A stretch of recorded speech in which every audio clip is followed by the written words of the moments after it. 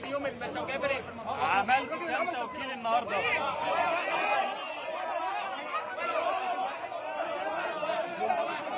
واحد توكيل واحد. هذا حضرتك اللي عمل التوكيل ده. الخلاصه اللي طلعوا امبارح احنا ثلاث توكيلات اللي طلعوا امبارح على ايدي طبعا. اسمعوا يا جماعه، اسمعوا يا جماعه.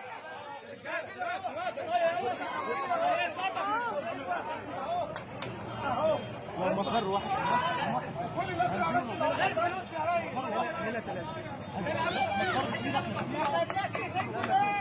ما خدناش 200 جنيه بس بقى. لا طبعا كلكم عارفين مين اللي منعكم من التوكيلات عشان خايف من بكره اللي انتوا بتمثلوا. صح.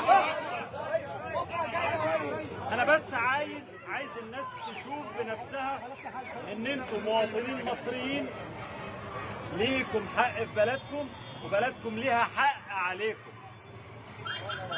وان انتم ممنوعين علشان انتم عايزين دولة، عايزين قانون، لا عايزين فوضى ولا عايزين فتوانة. واللي مصر انه يصادر القانون ويهدر الدولة هو مش احنا اللي بيستدعي الفوضى، احنا اللي متمسكين بالامل واللي مصرين ان بكرة يجي بالعقل، بكرة امن، بكرة نضيف، بكرة مش شبه امبارح ولا النهارده. اوعوا تفتكروا ان احنا هينضحك علينا. اللي مفكر نفسه بيتذاكى اكيد يعني مش اذكى مننا. اللي متخيل ان احنا هناخد حقنا بالتوكيلات، ان احنا نيجي ونتحرك بينكم ونمشي من غير التوكيل، غلطان. احنا بنقدم السبت والحد والاثنين.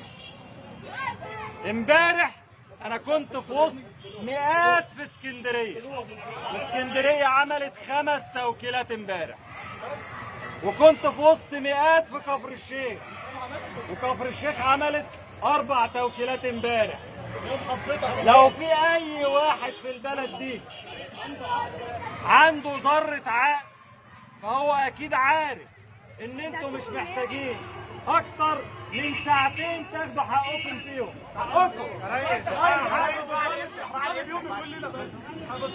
ريس بعد اذنك. هو الاعلان بتاعه 10 دقايق يا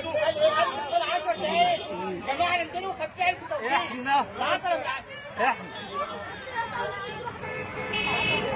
قدمنا 4 طلبات للهيئة الوطنية للانتخابات، ورغم ان ال4 من حقنا واسهل من بعض، بس احنا قلنا وافقنا على طلب واحد، وافقنا على طلب واحد من ال4 واحنا راضيين. واحنا بنحمل كل جهة وكل مسؤول في الدولة مسؤوليته. لازم الناس تنتبه ان الضغط على الناس خطأ وخطر، وانه ليه حدود، وان احنا عشان بنكلم الناس بالعقل وبنضغط عليهم علشان يتحلوا بالحكمة قبل الشجاعة. ده مش معناه ان حد يستقرضنا ولا يتخيل ان يجي في الاخر يقول والله يا اسفين ما قدرتوش تكملوا توكيلات. الله اكبر تحيا مصر. الله اكبر تحيا مصر. الله اكبر تحيا مصر. الطنطاوي جايب النصر. الطنطاوي جايب النصر. الله اكبر تحيا مصر. الله اكبر تحيا مصر. الطنطاوي جايب النصر. الطنطاوي جايب النصر. الطنطاوي جايب النصر. الطنطاوي جايب النصر. الطنطاوي جايب النصر. الطنطاوي جايب النصر. حد يقول للمستشار. مش عايزين نستعجل. مش عايزين حد يقول للمستشار.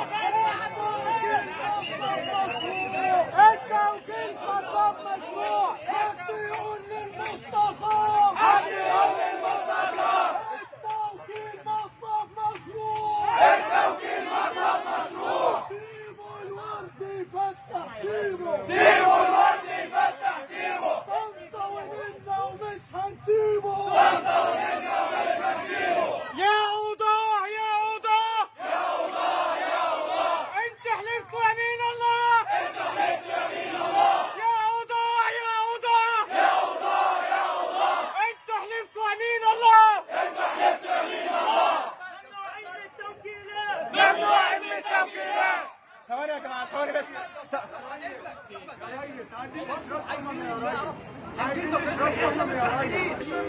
اللي شفته هنا ده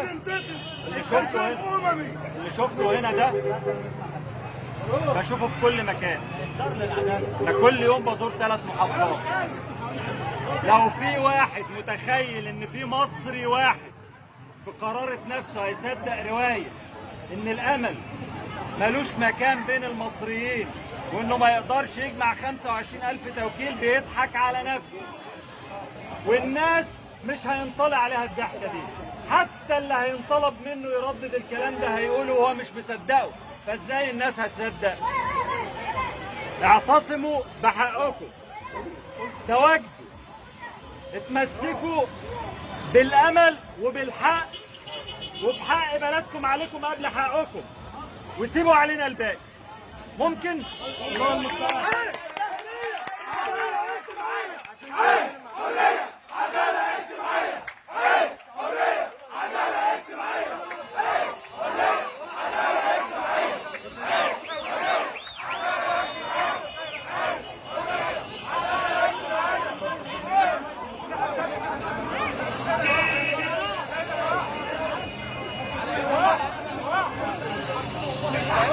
واحد مش عارفين يعملوا توكيل يا جدعان في شر عبقري طلقه. شايفين السلم واصل لحد فين؟ شايفين السلم واصل لحد فين؟ شايفين بلدنا؟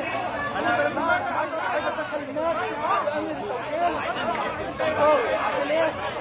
عشان لازما